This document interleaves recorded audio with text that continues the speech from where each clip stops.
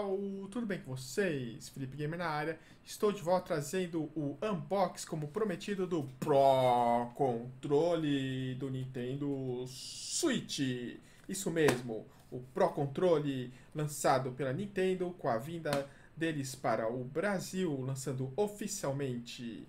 Eles lançaram o Pro Controle, os Joy-Cons e o Nintendo Switch, a versão mais atual. Então vamos fazer um unboxing desse controle. Primeiramente na caixa, não tem nada demais, só o logotipo do controle na frente, atrás as especificações do controle, dizendo também o que inclui dentro da caixa, e vamos fazer o unboxing. Vamos tirar com cuidado aqui.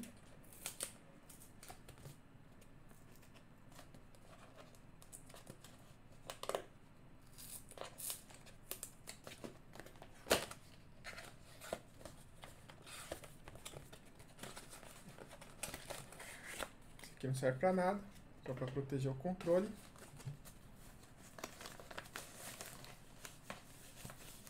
Aqui tem o controle bem embalado, vou deixar de lado por enquanto. Na caixa veio o manual, já tirei tudo, não tem mais nada. Deixa aqui de lado. Então temos o manual ou a garantia do produto, escrito em português Brasil. Vem um cabo para carregar o controle, USB aqui. Vamos abrir.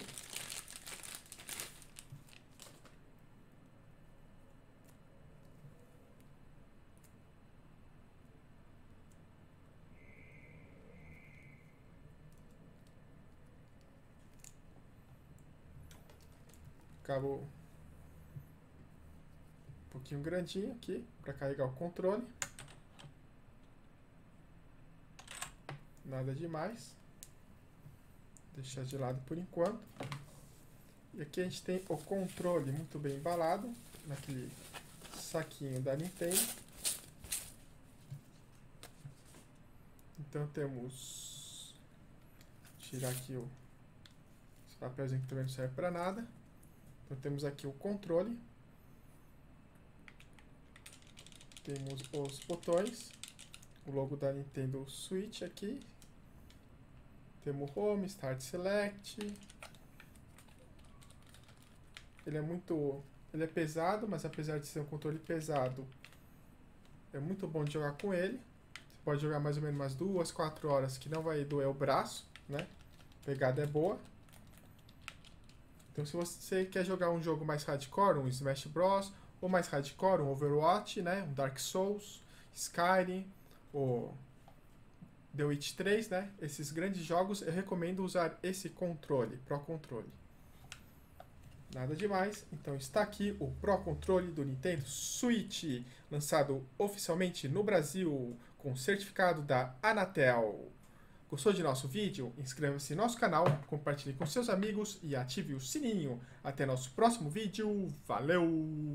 Fui!